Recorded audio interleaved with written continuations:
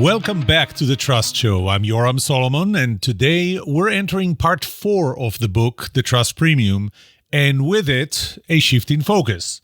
Up until now, we explored what trust is, how it behaves, and the behaviors that help you earn it. But now it's time to get practical, because as W. Edward Deming once said, if you can't describe what you're doing as a process, you don't know what you're doing. This episode begins the final part of the book, part 4, The Process. And I'll be reading chapter 17, Finding and Maximizing Your Trust Premium, in this episode. In this chapter, we lay out the steps for identifying whether trust even matters in your industry, how much of a premium your customers are willing to pay for it, and how to target the customer segments that value trust the most. We look at the trust premium process, a framework made up of 3 phases: surveying your industry, assessing your current trust position, and building the habits to close the gap.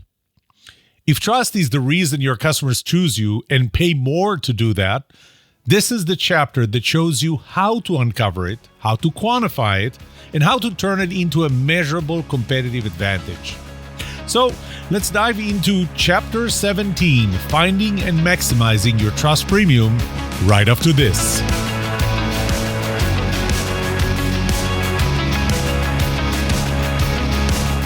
Welcome to The Trust Show. I'm Yoram Solomon, your host, the author of the Book of Trust, and facilitator of the Trust Habits Workshop. My mission is simple. I want to help you form habits that build your trustworthiness, because the answer to this question will have the biggest impact on your personal and professional success or failure. Can I trust you?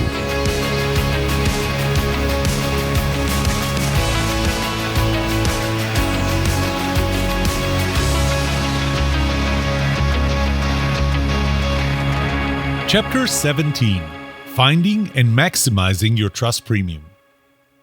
Let's summarize where we are in the trust premium journey.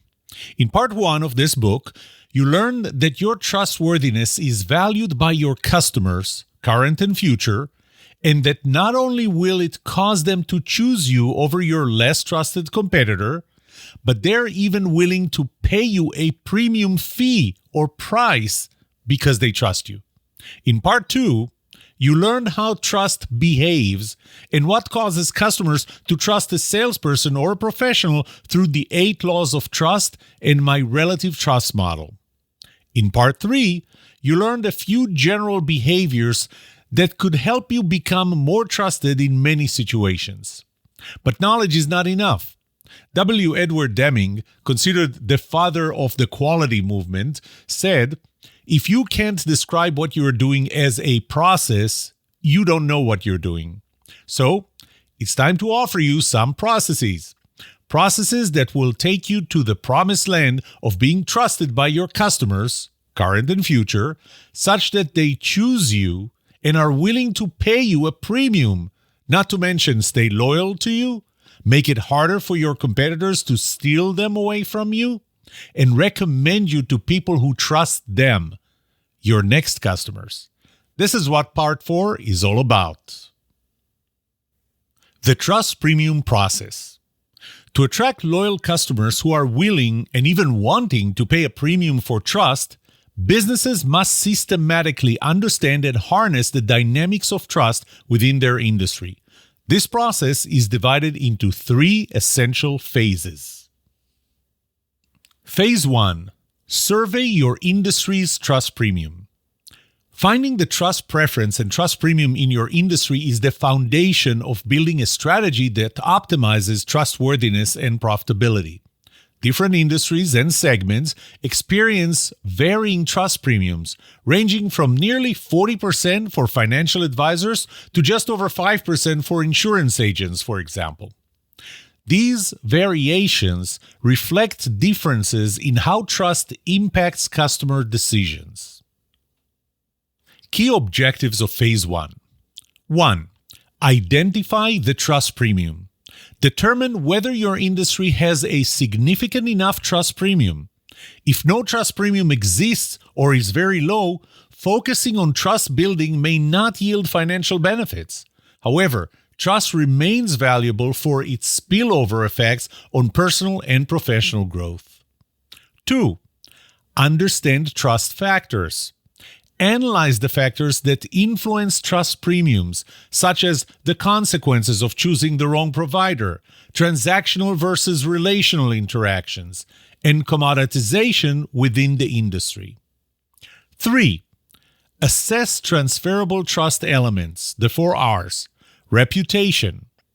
Does the company's reputation matter in your industry? References. How important are references in building trust? Recommendations. Are your customers likely to recommend you to others? Do new customers rely on recommendations? Reviews and ratings. How much weight do potential customers place on online reviews? 4. Segment your audience. Identify customer demographics that command the highest trust premium. Segment the audience based on age, gender, income, education, family structure, or any other characteristic that might affect trust premium to effectively target the most lucrative customer segments. Steps to conduct the survey. Number 1. Evaluate the industry and personal factors. Assess the factors affecting trust premium in your industry to find whether you should expect a high trust premium and who would be the ideal target customers to maximize trust premium. This will be used to develop the survey questions later. See Chapter 5 for examples of different industries. 2. Recruit a representative panel. Use panel surveys targeting individuals who align with your ideal potential customer demographics. For instance, a wedding photographer should focus on younger, unmarried adults. Aim for 200 to 500 responses for statistically significant insights. 3. Develop survey questions. The average trust premium in the industry. Customer reliance on the 4 R's. Customer priorities. Which qualities impact trust premium most? Which have minimal influence? Demographic correlations. Identify which customer groups are most likely to pay higher trust premium and why. 4. Analyze results. Use the survey data to map out trust premium trends and segment the audience.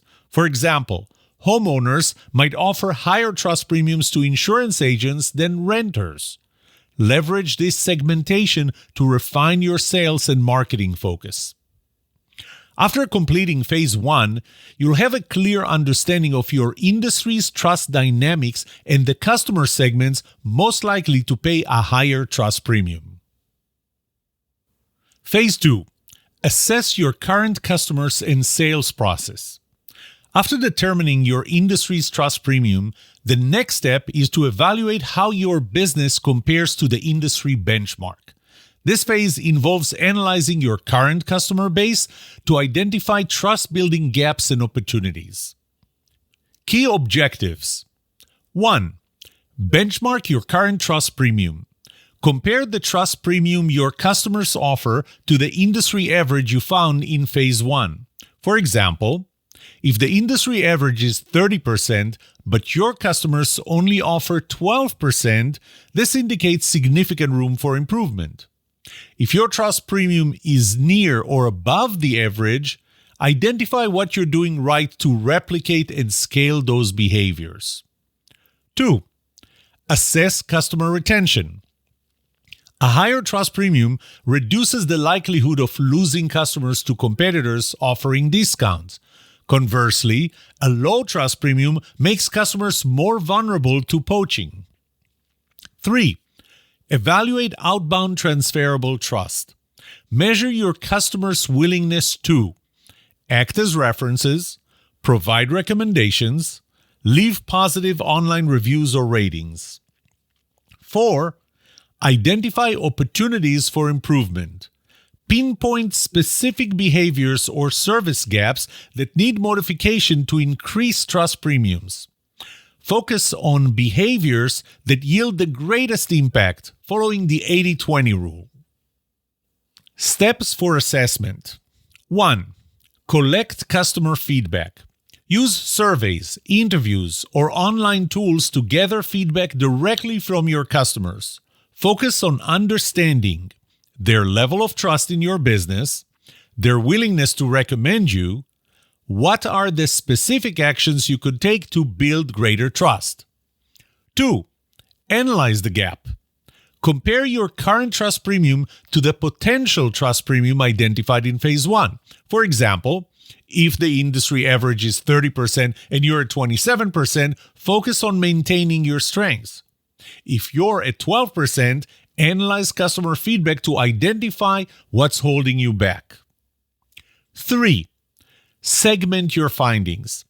Break down customer responses by demographic groups or any other personal characteristics to identify trends. For example, younger customers might value personalized service more. Long-term customers might prioritize consistency and follow-through. 4. Rank behaviors by impact. Evaluate which behavioral change would have the most significant effect on trust premium and prioritize them accordingly. Use the 80-20 rule to find the behaviors that negatively impact your trustworthiness the most.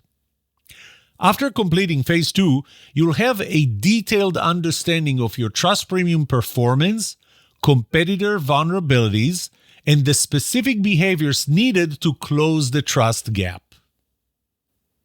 Phase 3. Form new habits to build trust.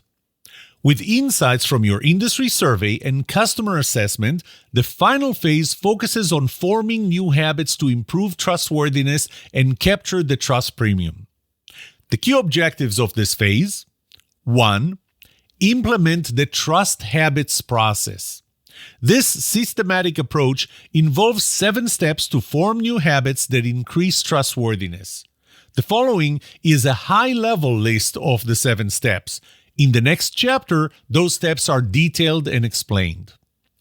Focus on the segment. Target the customer groups identified as offering the highest trust premium. Identify limiting behaviors. Determine which behaviors hinder trust. Define new habits. Replace limiting behaviors with positive ones. Make it SMART, S-M-A-R-T. Ensure habits are specific, measurable, achievable, relevant, and time-bound. Make it stick. Use tools and techniques to reinforce habits, such as reducing friction or habit stacking. Accountability partner. Engage someone to hold you accountable for consistent execution. Repeat until habit is formed. Practice the new behaviors consistently until they become second nature. 2. Apply the process twice.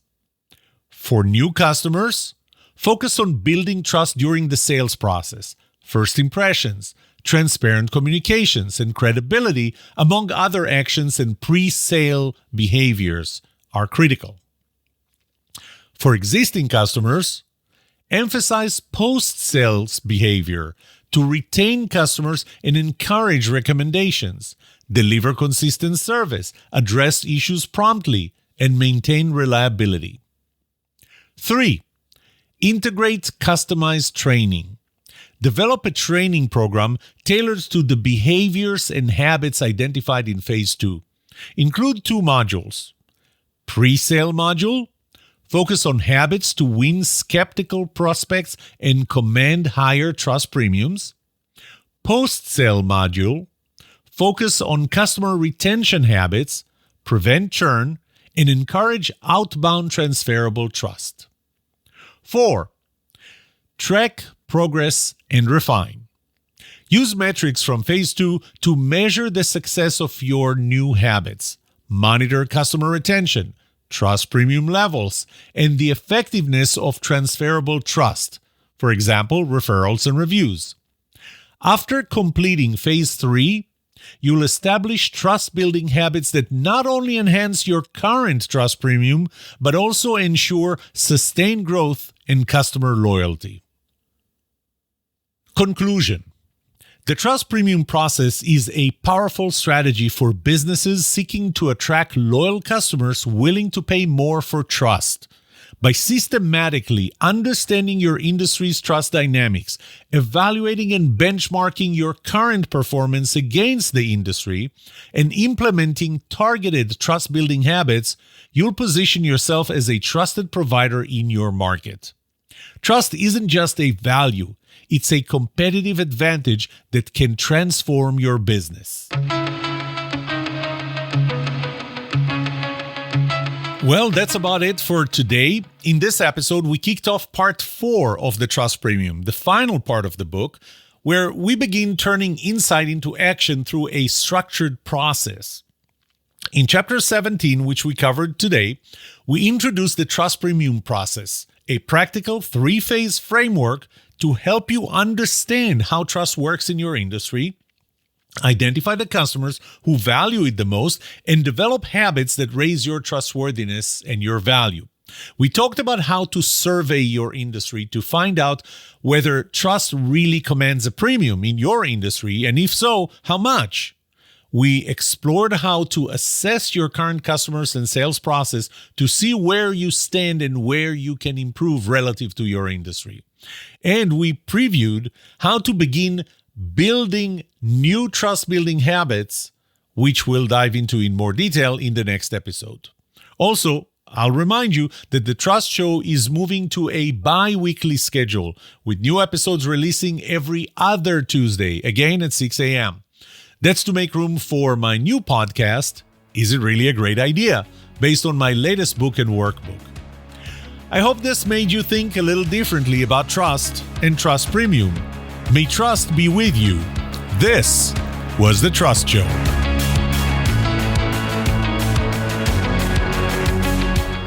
What would you like to know about trust and trustworthiness? Let me know and I'll answer it in a future episode. I would love to hear from you. Email me at yoram@thetrustshow.com. If you like this episode, subscribe to the show so you will automatically get notified when I release a new episode. Rate it. Write a review for this podcast because those ratings help not only you, but also others looking for podcasts just like this. If you're looking for more resources to learn about how to build trust, be trusted, or know who to trust, look up my workshops, online courses, books, or go to my website, trusthabits.com. And remember that the answer to these 2 questions will have the biggest impact on your personal and professional success or failure. Can I trust you? And can you trust me? Thank you for listening or watching The Trust Show.